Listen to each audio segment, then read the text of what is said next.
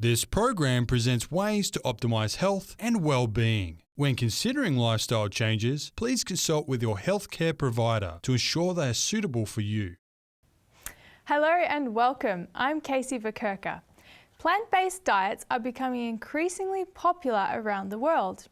Within the last decade, diets based almost or entirely on plants have seen incredible growth in Australia, the United States and the United Kingdom and many other countries. Why are these diets becoming more popular, and are they a worthwhile choice? Stay with us to find out more.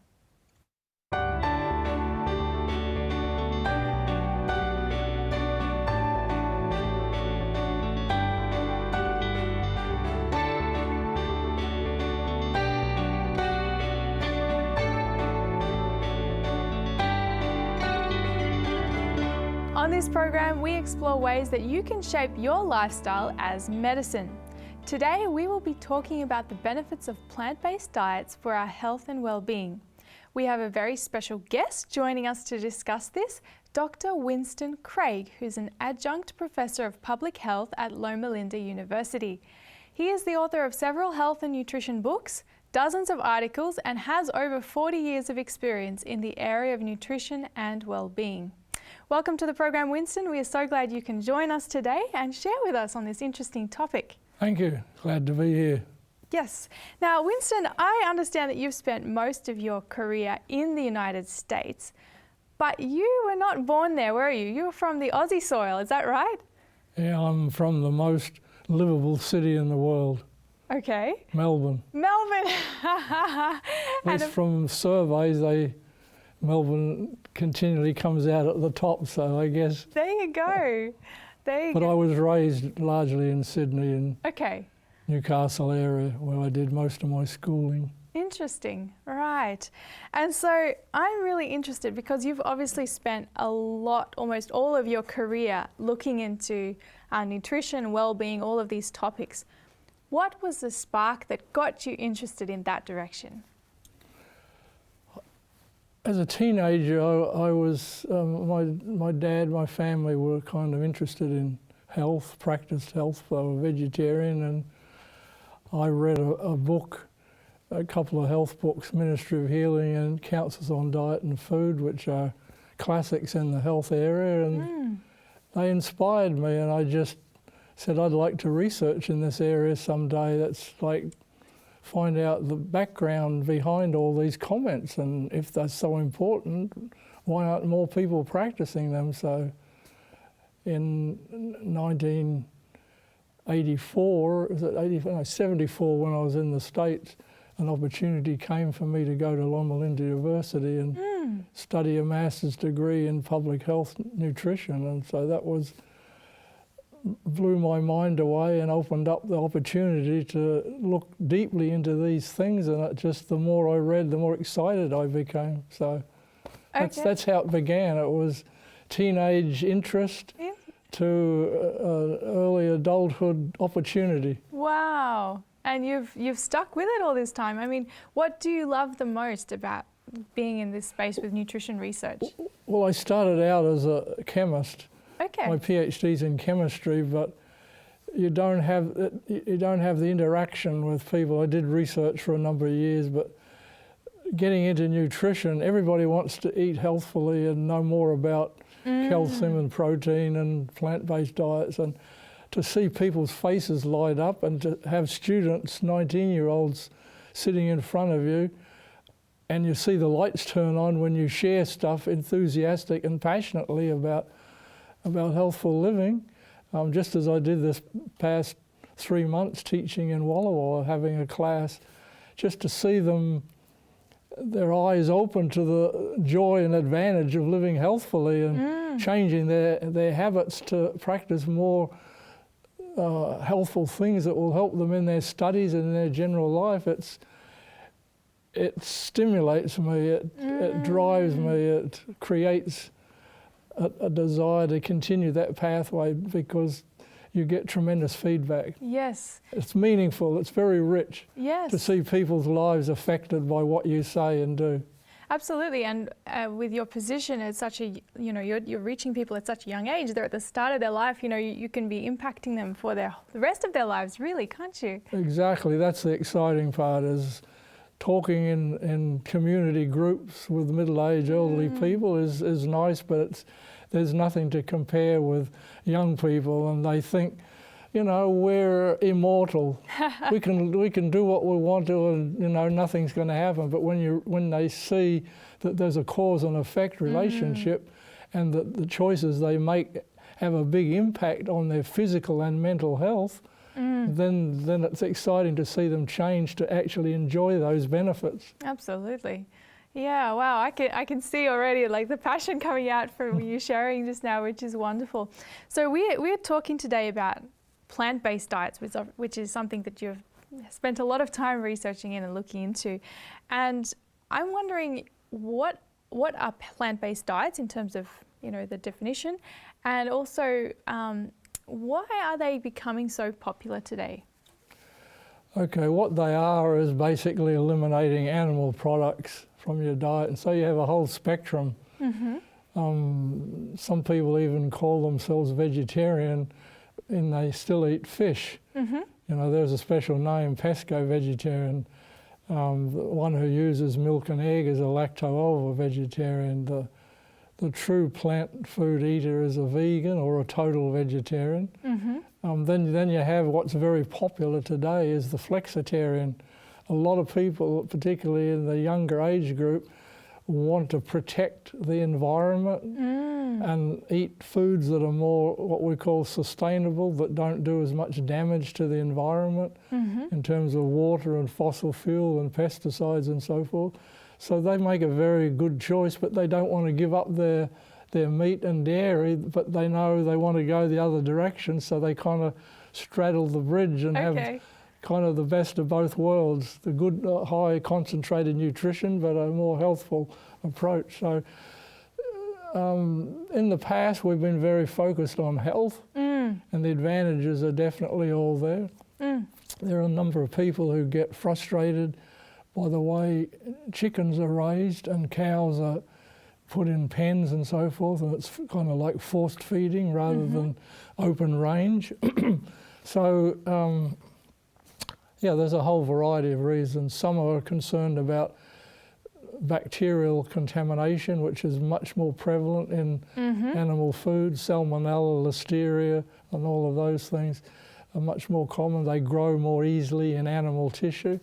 So there's a whole host of reasons, but I think today the idea of a more healthful, vibrant lifestyle, they feel better, they think better, their body weight is more manageable. This is a big thing. I noticed on my website that we have more hits from Hollywood and Beverly Hills than some of the other places where conservative Christians live. So, people are interested for losing weight and keeping nice and trim, and vegetarian plant-based diet is definitely a positive thing. So, there's a whole host of reasons that we have to provide opportunity for dietary choices to satisfy all those people and their needs. That's so interesting, especially because I guess that the broad rationales for why you would do it, it just means that I guess plant-based eating has so much going for it. It's not just only because of a health reason. It could be environmental or acute health risk. Like it's such a variety there, which is very interesting. Exactly. And then you have things like the mad cow disease that exploded in Britain some years ago, and a lot of people became vegetarian because of that. They said, the risk is too high to be eating beef, and so they just went cold turkey, so to speak, and went straight to plant-based. So there's a lot of general things, but then there are some specific outbreaks or episodes like that can trigger people. And once they start and realise how good they feel, guess what? They stick with it. Yeah, that's amazing, isn't it? Yeah. And so tell me a little bit more about plant-based diets in general and I guess the health benefits for them, why we would want to go down that track of having that kind of a diet. Well, it's a general principle that as you start removing animal products from the diet, you have many health advantages, such as blood pressure is lower, your body weight is lower, risk of heart disease is lower, risk of diabetes is lower, risk of cancer is lower. I mean, you know, you've got all these benefits, so that all that benefit translates into a lower mortality. So people live longer. You know, they may live 5 to 10 years longer by following that plant-based diet. So probably one of the undergirding things of all of this, well, two things. One is inflammation and one is body weight. Heart disease and diabetes and high blood pressure and cancer all have an overweight component. People who are overweight are at higher risk of all those major chronic diseases. So if your weight is lighter, it's generally like a vegetarian is about 7 kilos lighter than an omnivore, and a total vegetarian is about 14 kilograms lighter. So that means a lower body weight means lower risk of all those chronic diseases. So that's one major thing. The other thing is meat products are associated with pro-inflammatory processes in the body, and plant foods are anti-inflammatory because of the phytochemicals that they contain. And so what happens when people are eating a lot of plant foods, the inflammatory process is suppressed, and those chronic diseases that I mentioned, they all have this inflammatory undergirding that fires up and triggers all of them. So plant foods are rich in fibre, and fibre fills your stomach, gives you the satiety feeling, so you're not as hungry as much, and so you eat less. And plant foods are also very rich in phytochemicals, so you have that double blessing. Plant foods are rich in fibre and phytochemicals, and because of that, they help with controlling inflammation, and they help you maintain a more ideal body weight. So it's a win-win. That's very much a win-win. I mean, all the diseases you mentioned, they're some of the #1 killers, certainly in Australia, but in the US as well, I believe. Yeah, they're in the top 7 killers, all those that we've mentioned. Yeah.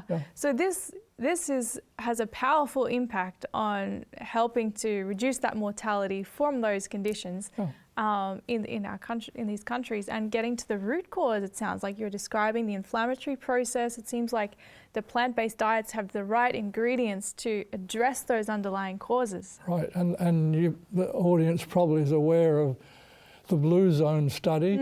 And if you look at those half a dozen blue zones, they eat largely a plant-based diet, not totally. Interesting. And it's not that a little bit of meat ruins one's health, it's just that we know that the transition from a meat-based to a plant-based diet accumulates all these benefits.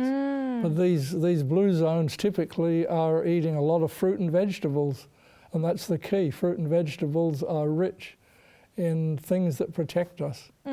That's fascinating, because to me it sounds like it's not so important to worry about, oh, do you eat meat or don't you eat meat? It's more important to notice how much of these fruits and vegetables and whole plant foods you're actually eating. Like, that's the key thing that you would really take on board, isn't it? The dietary guidelines all over the world in different countries in the last decade or two have all been pushing people to eat more plant-based foods, because the evidence is just overwhelming. It's not like it's disputable or ambiguous. It's like everybody sees it and knows it. It's just you have to deal with culture. Yes. You have to deal with taste preference. And people have, for so long, have enjoyed the dairy and the meat flavours and textures that to just switch quickly is... You know, that's why flexitarian is so popular, because it enables them to have a little bit of this, but yet benefit the health as well as benefit the planet by eating foods that are more sustainable. Yeah, that's interesting. Yeah, it's kind of helping people transition along and add more of those plant foods in their diet. I like the word transition, because that's the key. Yes. It's not swinging everybody off the bridge and dumping them into the ocean. It's transitioning across the bridge. And each person decides where they want to be. Yes. Do they want to be close to their roots, or do they want to reach out and be adventuresome and cross over closer to the other side? And that's the choice that we have to how far across the bridge do we want to go, because the further we go, the more benefits we get. Yes. But if we're not willing to give up the past, then we only get partial benefits. Yeah. And I guess that's a good point, because change is a very personal thing, and everyone has a different pace, everyone has a different idea of how much they want to do at once, or they can do at once circumstantially. And so I think it's really important to see this all as a journey that everyone can go on as they want to. Like, the choice factor is really important. Right, and family has a big part to play. You know, if a child, a teenager, or a mum or dad or somebody has a conviction, you know, their progress is hampered if the rest of the family doesn't want to move with them. Yeah. So you use the word pace, which I like. We have to choose our own pace. Yes. And it depends on our family environment, our culture. Some cultures are more riveted and makes it difficult to change. Others are more adventuresome or willing to explore new flavours and textures and stuff. So, yeah, there's a lot of factors. Eating is at the very heart of human beings. Yes. And so to change it is not easy. That's so It's true. very complicated. You've got economics, you've got politics, you've got family dynamics, you've got many things that are overlapping and makes change a challenge, a different level of challenge for different people. Yeah, no, very important to have that big picture in mind about this whole process. Now, a question that people often have when they're thinking about plant-based diets is the idea of nutritional sufficiency. And many people, you know, might be worried about things like, oh, will I get enough protein? I'm not having meat, or I'm not having the dairy anymore. What about calcium? Or there's questions about iron or these things. How nutritionally adequate is a plant-based diet? Well, this is a super question. This is kind of like the $64 million question that skeptics always ask. Yes, yes. You know, and the dairy industry is very strong, and the meat industry is very strong at pointing to all the deficiencies and so forth. Fortunately, in Australia, we live in a society where fortified plant foods are very abundant and common and priced well. For example, a soy-based fortified beverage is just over $2 a litre. I mean, that's not expensive at all. Plant proteins, we'll start with proteins first of all. Plant proteins, most of them aren't of the same quality as dairy and meat, but the body combines all the foods that we eat, and you arrive at the final protein mix based on everything you've eaten. Okay. And nobody eats a single food. So while lentils or rice may not have a high quality protein, when you mix the beans on the rice or the peanut butter on the bread, the legume with the grain, you get a high quality protein. Okay. There's only one protein, plant-based, that achieves that same magic status that animal protein has, and that's soya bean. Okay. Soya bean has the complete balance. It's the balance. All the plant foods have the amino acids, but they aren't in the correct balance as the body needs them to do its maintenance and growth and everything. But as I said, if you eat a variety of foods throughout the day, the body doesn't know any difference. The intestinal tract doesn't say, did this amino acid come from beef or did it come from rice? Okay. You know, it just gets a train of food coming down which contains carbs and fats and protein with all the amino acids. So while 50 years ago protein was a big issue, the research shows that that's not really an issue anymore. Vegetarians have more than adequate enough protein unless they're living in a socio-economically deprived environment. And a lot of the past international situations were described, they're pointed to for look at these people in whatever Asian or African country, they're malnourished. But if you look at in a European or Australian or American culture that has adequate resources, you don't find protein deficiency doesn't exist. Calcium is more of a problem because dairy, if you're not using dairy, but there are so many calcium fortified things today. Tofu made with calcium salts and all the plant-based beverages that have calcium added to it, and the bioavailability of that calcium is just as good. It might be just marginally different, but really isn't much different from dairy. Yeah. And the fact in some cases you see on the screen here where some of the vegetables that are low in oxalic acid, that means not the spinach, which is the kale, Chinese cabbage and so forth. The bioavailability is 50%, which is greater than dairy, which is 30%.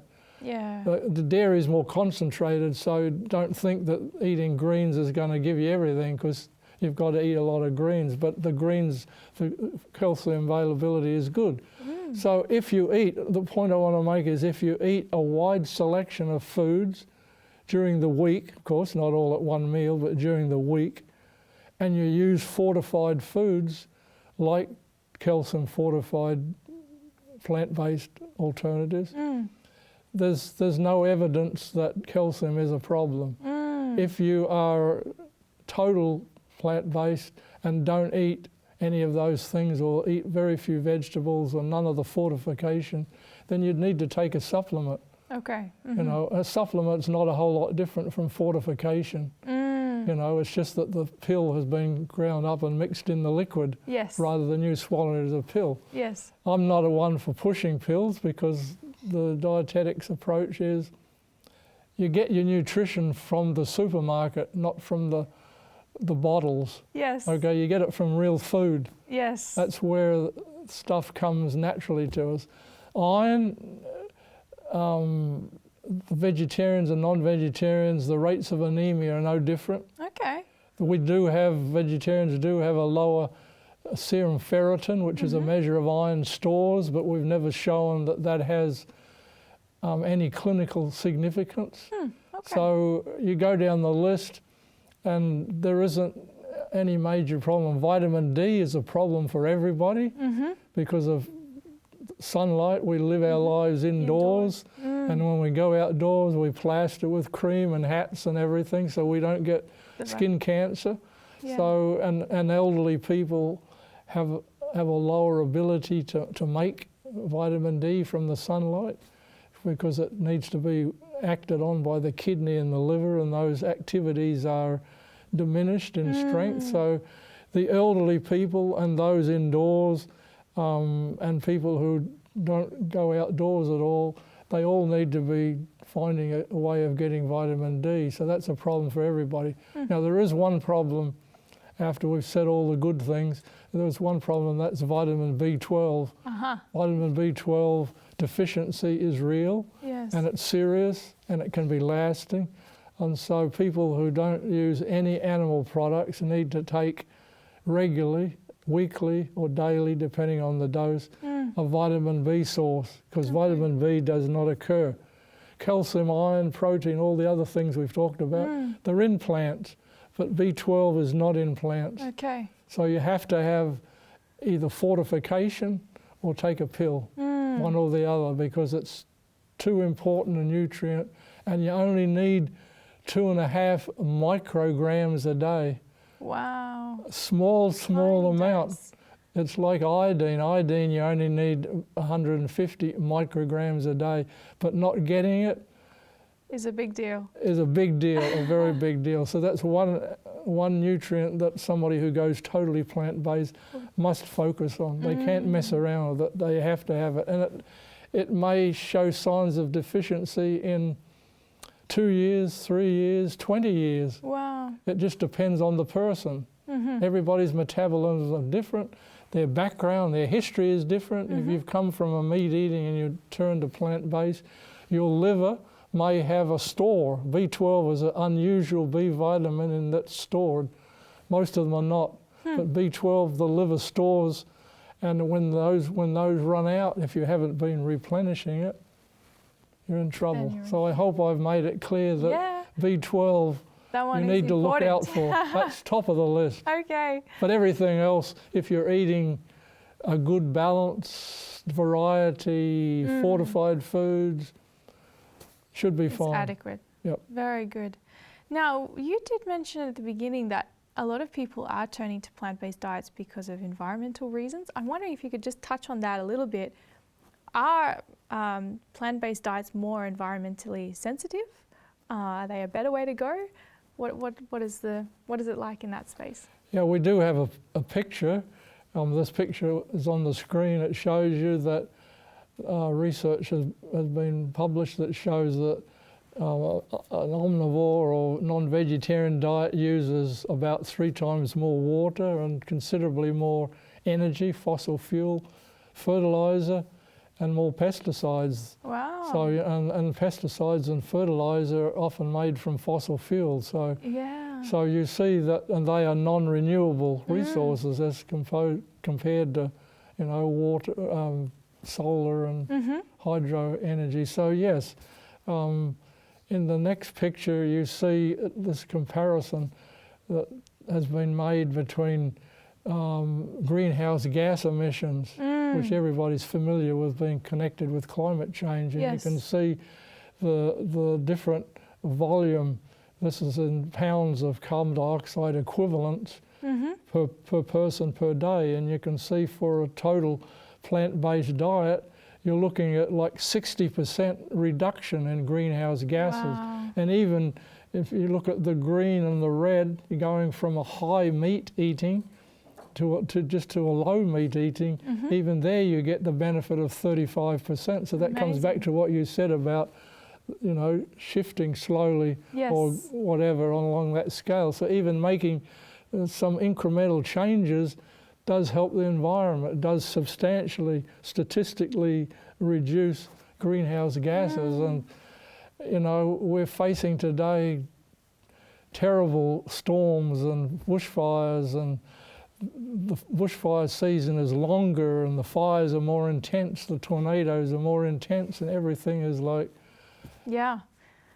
Thank you for sharing that today. It's very interesting to see how much a difference it can make even for the environment, and it's really encouraging for us to be able to take that on board as a plant-based diet. So if you have questions or comments about this program, or if there's a topic you'd like us to discuss, contact us on health@3abnaustralia.org.au.